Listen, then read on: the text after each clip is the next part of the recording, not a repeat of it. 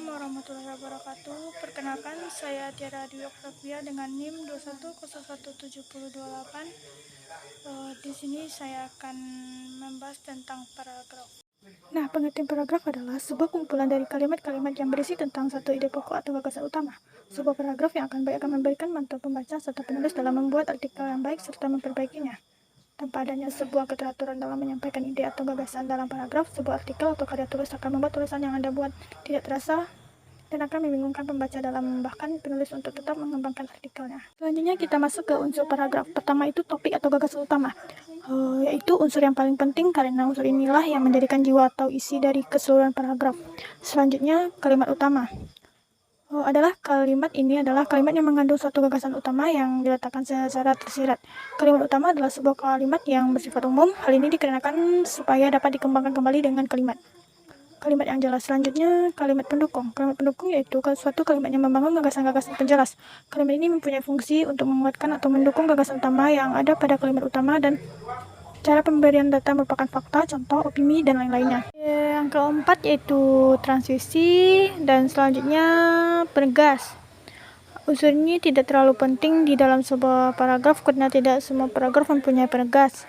Fungsi dari penegas ini yaitu untuk menambahkan daya tarik sebuah paragraf, menghindari kebosanan saat membacanya, dan sebagai penegas dan pengulangan gagasan utama. Selanjutnya kita masuk ke syarat paragraf. Yang pertama itu kesatuan. Yang dimaksud dengan kesatuannya ini, suatu paragraf harus dibangun dengan satu pikiran yang jelas.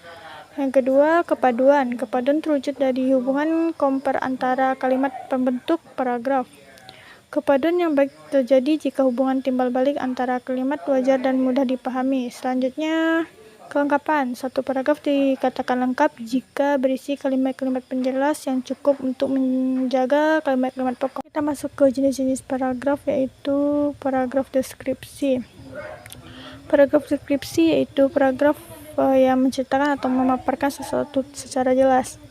Nah, di sini ada contoh paragraf deskripsi. Kenapa saya mengambil ini? Karena di sini sudah memaparkan secara jelas. Nah, selanjutnya kita masuk ke kedua, yaitu paragraf eksposisi. Paragraf eksposisi yaitu suatu paragraf yang memaparkan cara atau penunjuk supaya membaca memahami bacaan yang jelas. Nah, di sini saya mengambil contoh. Karena di sini ini membahas tentang organisasi, di mana organisasi itu ada ketua, wakil, dan sekretaris bendara serta anggota-anggotanya.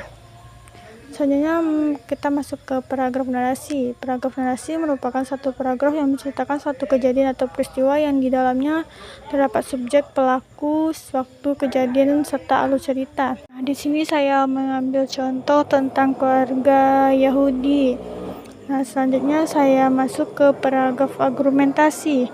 Paragraf argumentasi merupakan satu paragraf yang mengutarakan suatu pendapat atau ide yang mempunyai alasan yang pendukung.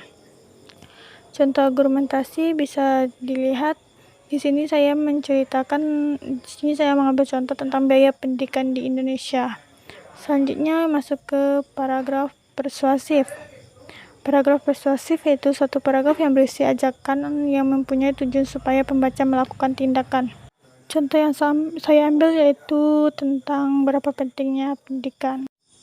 Sekian, itu adalah presentasi dari saya. Jika ada kata yang salah mohon dimaafkan. Wabillahi taufiq wal hidayah. Wassalamualaikum warahmatullahi wabarakatuh.